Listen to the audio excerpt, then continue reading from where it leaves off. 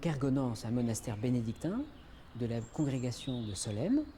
On est une trentaine de moines à peu près, de 22 à 90 ans. Et donc un monastère, c'est un lieu où on prie, on lit et on travaille. Et pour nous, la prière liturgique a une importance particulière. Notre vocation, c'est tout spécialement de mettre la beauté au service de la liturgie. On passe dans cette église à peu près entre 4 et 5 heures par jour, ce qui est considérable.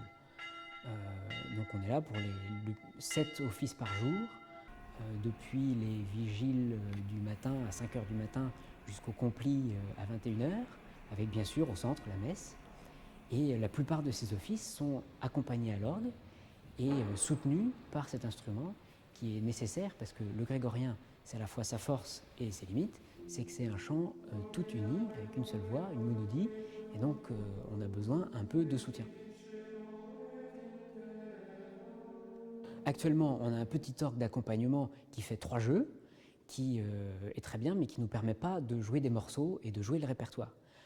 Or, si vous voulez, un choral de Bach, par exemple, c'est une merveille d'équilibre, c'est un trésor de spiritualité, on ne peut pas s'en passer. Donc, pour valoriser ce patrimoine musical exceptionnel, on avait envie d'un orgue qui, justement, puisse nous permettre de jouer les grands maîtres de la musique baroque, et spécialement Jean-Sébastien Bach. Voilà. Et donc, cet orgue-là va être un orgue, vraiment un orgue baroque, alors dans des lignes modernes, mais un orgue traditionnel, baroque, qui nous permettent de jouer Bach, Buxtehude et les grands maîtres.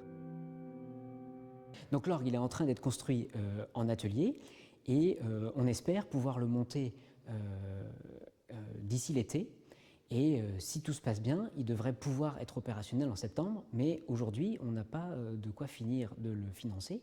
Et donc, parce que bon, nous, on vit quand même avec une certaine pauvreté de vie, et évidemment, c'est un budget qui dépasse les capacités d'un monastère habituel. Et donc, c'est pour ça qu'on a besoin de vous pour le mettre à bien. Et puis, si Dieu veut, en septembre, vous pourrez venir l'écouter.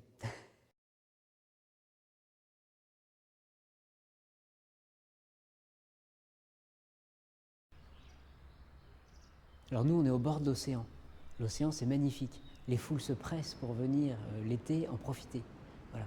Et nous, la devise du monastère, c'est « Super voces aquarum multarum », plus que la voix des grandes eaux. Donc on est là pour chanter encore plus fort que la mer, pour dire au Seigneur la beauté de la création. Voilà.